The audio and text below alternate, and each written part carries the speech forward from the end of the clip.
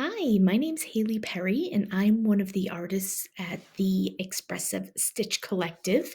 And today I wanted to present you with some of my work and tell you a little bit about myself. So when you see the content that we are presenting here, it gives you a little bit of context as to who it's coming from. So it's very nice to meet you, and I'll get going and show you some of my work. So a little about me. I am an abstract painter, and I went to school 2 times for painting, most recently at University of Massachusetts, Dartmouth, where I majored in painting. So I've been a painter for about 20 years. And like I said, I studied it in school, and when I was in graduate school, this is the kind of painting I was making, very textural collages. And it's only natural that I would then sort of pursue fiber arts as a career and as my preferred medium later on, because I've always worked in a really textural way.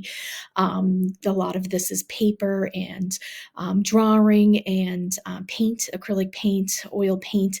And I've always been a colorist at heart, very interested in color theory and the use of color and pushing color and the boundaries of color. So along with texture and everything, it sort of, my work is starting to sort of make sense when I put it all together and look at it in a slideshow like this. So I first started rug hooking when I was a child. I'm very lucky to have a few different fiber artists in the family. I am a fourth generation rug hooker, so I learned when I was about 8 to 10 years old, and did do a couple projects back then, but really was less interested in rug hooking as a medium and more interested in drawing. So I used to draw patterns with my mom.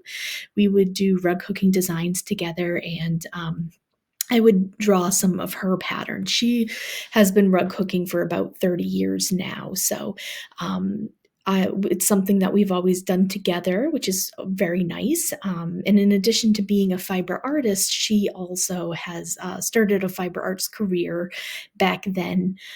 She doesn't call herself an artist, but we all know she is.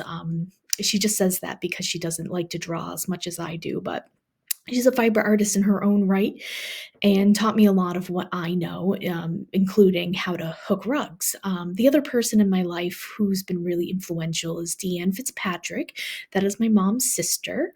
And Deanne taught my mom how to hook about 30 years ago. So Deanne's been hooking for about the same amount of time. My grandmother hooked, and then my great grandparents hooked, and that's all we know. They come from maritime Canada, so it's very popular craft up there through Nova Scotia and Newfoundland. So it just kind of makes sense that the craft sort of is carrying through us. And when I first started hooking, this is the type of scene that I would make. This is an older design of mine, one of my first. But still very popular. And I had a real divide between my fine art painting work and my rug hooking work. Although similar in palette, I really looked at them as two different things. When I got out of grad school, I started making work like this because, as I said, I have a rug hooking designer in the family. So I thought that, it'd be great for me to carry on that tradition and do rug hooking as my job. So I was making designs and selling them in kits, and I still do. And I still make this work, but I do consider it more commercial work, where my fine art work, which then was just painting, was quite separate. Here's another piece that I made, again, very decorative. Um, and utilitarian. This is a pillow. But my rug hooking work really changed when I started using line as sort of paying attention to line and how line worked in rug hooking. This is an example of that. Um, Really accentuating the line within my work. So I've always been interested in color, always been interested in abstraction, but line is really what I was focusing on in rug hooking for quite a while. Oh, and I have a duplicate slide there. Sorry about that. Let me move on. This is another earlier piece. Again, you can see that the line in the background is really something that I was playing with, starting to play with patterning. But again, really looking at these pieces as commercial ventures, decorative items for your home. There was a time that I started, when I started having narrative creep into my work, even though this isn't the most narrative piece, there was a time when I just started putting objects on background, and I started using line to give a little bit of a story to the rug. So this is all kind of a breakthrough moment for me that the rug hooking is a little bit more than just making decorative items for your home, but you can really use the line as an expression. And I bring up this piece because not only is there a bee on a background, but now using that line gives you this sense that it's bumbling about, that it's moving. So that started to become kind of exciting for me. Here's another piece here, although this is just a leaf on a background, again, another pillow. There is a certain expression to this piece. There's sort of this explosion of color in this leaf. So again, once I started kind of focusing on the capabilities of the medium, and in this case, using the line and using the color, it started to become more exciting and more expressive for me. This piece is actually a little bit older, but again, kind of seeing what I can do with patterning in the background, seeing how movement's created and how you can use patterning to excite the eye. And then here, I'm really starting to tell stories with line. Again, that anchor, the swirling of the rope through it, it's creating movement and then creating the waves with the lines. Also, creating a story between subject matter, in this case, the anchor, and the background. And then here's one. This is a little more of sort of like an impressionistic type technique where everything kind of has this modeled look to it, sort of like a painting. That once I started getting more advanced with my rug hooking, became interesting to me, especially somebody that's used texture in their painting throughout their career. This is an example of a kit. So just having like the objects or the subject matter more embedded into the background and activating that background with lots of patterning and line started to become really important to me. And here's another one just showing sort of the whimsy of the flowers. These are, I call them kite flowers, sort of dancing about. So the rugs, things started happening in them that were becoming more exciting and more satisfying as a maker. But again, still looking at keeping this work separate from sort of my more serious and expressive work as a fine artist. Until about 2016, 2017, when I made this piece. It's really the first piece that I made for myself. And when I kind of had time after building up my career for quite a few years, at this point, it was had Loop by Loop Studio for 4 or 5 years, and I started thinking about how I can use rug hooking to express some of the ideas that I was doing in my fine art work. Now, we talked about like the color and the texture in my work, but my paintings are really about like landscape or place or spaces, like the specificity and the sensory experiences that you have in a certain kind of space.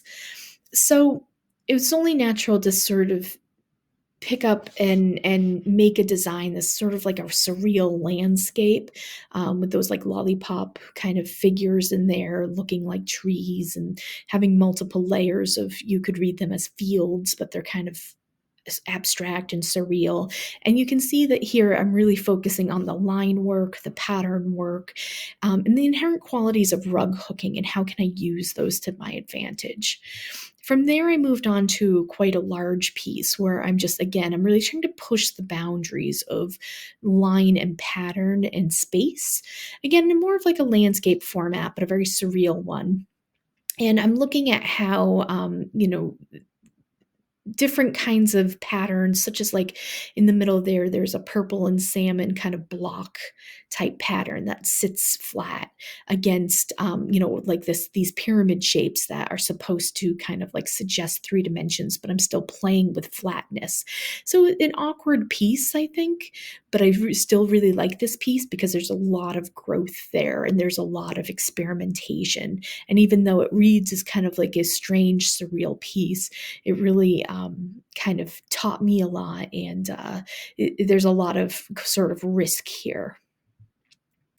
This is the first piece that I made where I'm combining abstract this abstract language that I'm building of patterns and shapes, and then combining that with recognizable subject matter. So up at the top we have these kind of like abstract rings that don't really exist in a sky, but they are the sky here. They're also kind of suggesting space because of this difference in size and shape of them.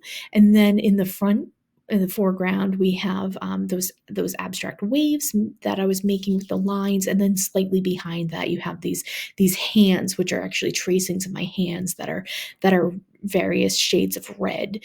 And when you put all these elements together, all these different things that I've been playing with, you actually come up with a story. And if I were to interpret this piece, to me, it looks somewhat panicked, as if the either the hands are sinking or they're reaching up for those rings. But it's not exactly the interpretation I had when I was in my head. I was just putting different things together and playing and seeing what kind of story emerges. But it was very interesting to my work that a narrative began. As I said, I'm an abstract artist. I've always been quite a formalist, meaning just I use color to express myself in abstract elements of design. Here, I'm actually illustrating something, an abstract story, but there's something there that's recognizable. So it gives people an avenue into interpreting my work. This is a bigger piece that I made right after that one. And the hands, again, they're tracings of my own hand. They're a little more peaceful. This story, I would say, is about being a maker and what it is to be a craftsperson. This is also the first rug that I did where I was mixing in some yarn, though it's hard to see because this image is small. There's yarn. The outlines of those hands are yarn. There's like a fuzzy purple yarn kind of in the middle there. But again, I'm still working with the patterning of the wool fabric strips, and the different kinds of textures I can get with wool fabric strips mostly. So my natural progression in story is, if I'm making work about making, now I'm a visual artist, so I'm gonna put eyes into my work. There's also a certain kind of underlying story here about being all seeing, enlightened, with the sunlight, and seeing things for what they are. But there's many different interpretations you can bring to this piece. But I became interested in the idea of adding light, like a landscape type light, into my work, which is not something I've really seen before. It is obviously very capable to create light in rug hooking. We see it all the time in beautifully shaded flowers or scrolls, even some landscapes. But I was interested in more of like an abstract sense of light. So that's what I was doing in this piece, and the sky is really where I put a lot of my energy, it's a mixed material sky, and I like the contrast between the sun, which is mostly fabric strips, against sort of the softness of the sky. Where I was, again, trying to create this sense of light. So materials that are in here are like roving, there's yarn, there's wool fabric strips, there's a little bit of everything, but I really want to create that gradated effect. Here's another one where I was, again, kind of thinking about enlightenment, the eye, sort of like this spiritual enlightenment, you could say. And again, working with those gradated materials, gradated colors of different materials, a lot of yarns and rovings and things. So the theme continues through multiple pieces of eyes and hands. This piece I began, again, another large piece, I began right after I did the piece with the pyramids, and I kind of put it away for a while. And when I took it out during the pandemic, 2020, I redrew the piece to include the hands. And again, it relates back to that piece where I have the red hands and the rings. In that the hands, they stand for two things. Is it somebody being saved, or is it somebody drowning? And I like sort of that dichotomy of those two ideas, and you don't really know which one it is. Um, but again, it speaks to a lot of the feelings that a lot of people had during the pandemic. Here's another one where the hands become a little more alien-like. They become less, not that any of them are realistic, but these ones, they're really exaggerated, reaching up towards the sky. Again, they almost look as if they're part of the landscape. So taking the same element, or not the same element, but similar elements or ideas, and switching the context of them visually can give you a lot of different story ideas. And this one adds in a new element or a new piece of my language, which is the birds, the crows. Again, going back, using that pyramid shape that's shown up in some of my pieces, and also using the modeled sky, this sort of like sunset type sky with that bright orange contrasting with those dark birds. This is sort of around the time we were lifting from the pandemic, so it's really the a rug about community and being around people again. So from there, I started getting a little tired of making large rectangular rugs, and I knew that I wanted to break the rectangular shape, which I did here and there, but not with any, just maybe an arched rug here and there, or a circular rug or something, but really wanted to push shape a bit further. But where was I going to find these shapes? So I started doing small watercolor paintings that are about 2 by 2 inches. And this is something I still do today, just to kind of loosen myself up with either watercolor or gouache, as I draw a bunch of 2 by 2 inch squares or something around that size. And I just start filling them in with colors and shapes. And I took my best ones and I started making rugs from them. And this is where my first shaped pieces came from. And so this one, which is called Arches, it's really only about maybe 12, 13 by 20 inches or so. So these are somewhat small. And and you can see some of the colors and the shapes from those paintings are directly in these. And they're really just small. This one's about 12 by 12 inches. It's called The Pink Place. It's really about just like color, again, and texture, working in a very abstract way. This one is a little more recognizable. It's alluding to some sort of plant life, but again, it's really taken from those paintings. And seeing what I could do with shape. If you're interested at all in how I finished these, there is a video on YouTube all about how I finished these shaped pieces. And so I made a whole bunch of these. I would stretch out a big long foundation on my table, and I'd hook them all at once. These ones are just a little bit bigger, at maybe about 20 by 25 inches. And this is the first one I made that actually has a hole in it. And I started becoming really interested in the negative space around the rug, and within the rug, and how to create that and why to create that. And so what was interesting to me is, as I started working on shaped pieces, the work became less utilitarian, but more object-like. And I was really interested in that because rugs are utilitarian, but you use them on the floor. Once I put them on the wall, they're deemed not usable anymore. They're no longer utilitarian, but in this particular rug, it uses the wall as part of the piece, in that, like, the wall is the negative space. Here's one that I made, kind of combining the total abstraction with recognizable subject matter. This one's called To the Nest. It's a bird. I actually have a quilly sculpture on the bottom, all those kind of like little circles. That's standing wool. And I'm combining materials here. So I'm doing a couple different things here.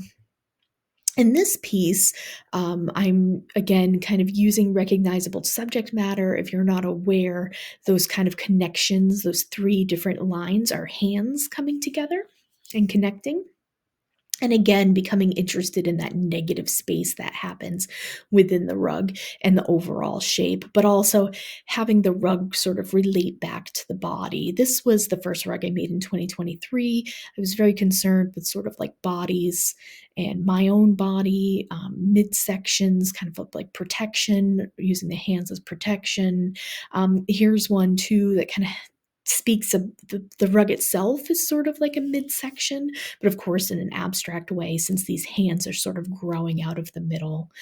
And another thing happened when I started making um, rugs that needed to hang on the wall. I also started becoming interested in gravity. So, like this one called Pressed.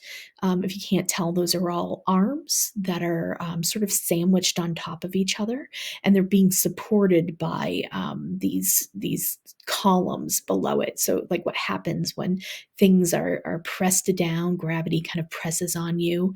This one's called Dropped. So, this is the first one where I started making multiple elements that I would pin up on the wall. So now the rugs are becoming more broken apart and more installation like.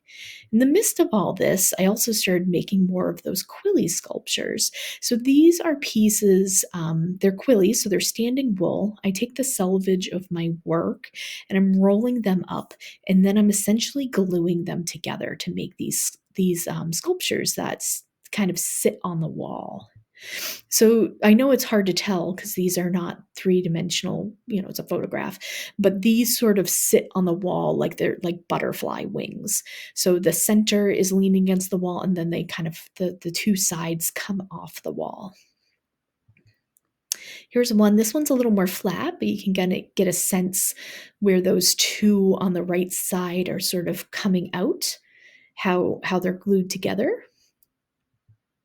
And here's one where I started combining rug hooking with the quillies. So now my rugs are starting to come off the wall too, because they're using the quillies as they're supporting the quillies, and the quillies are supporting them.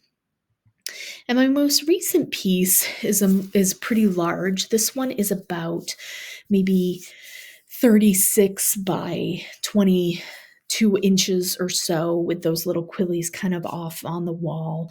You can imagine that the white background that I've whited out is the wall, and this is how the piece sits. And this comes off the wall for about 7 or 8 inches. So where that rug hooking meets the quillies, kind of in the lower third of the rug, it's sort of like it's like a vessel that's holding those quillies in there, and all those quillies are laid together about 7 or 8 inches off the wall. So my work is now becoming more sculptural. And I joke that I'm feeling the need to take up more space and playing. Now that I've been working on the wall and working with gravity, I'm playing with this idea of space. So it all started with line and realizing the capabilities that rug hooking had with line, and sort of going through the elements, line and texture and color, where my focus is at one point. Then I, went to shape, and now I'm on to space. And I think that my work will probably continue in this vein of being sculptural, relating to the wall or the environment more. But by that I mean like the environment as in the space it inhabits, not like the environment as an outside. Um, and yeah, so I'm hoping that this sort of progression and this growth that I've just shown you over the last 8 or 9 years in my career, I can share that with you, and how I've done that, and how I've made that, and how satisfying this work has become, and kind of add how rug hooking and stitching has added to my experience as an artist and just made me stronger. So those are some of the things that I'll be talking about going forward. But now, hopefully, by seeing this work, it puts it into a little more context. So thanks again for being a member, and yeah, spread the word. Thanks.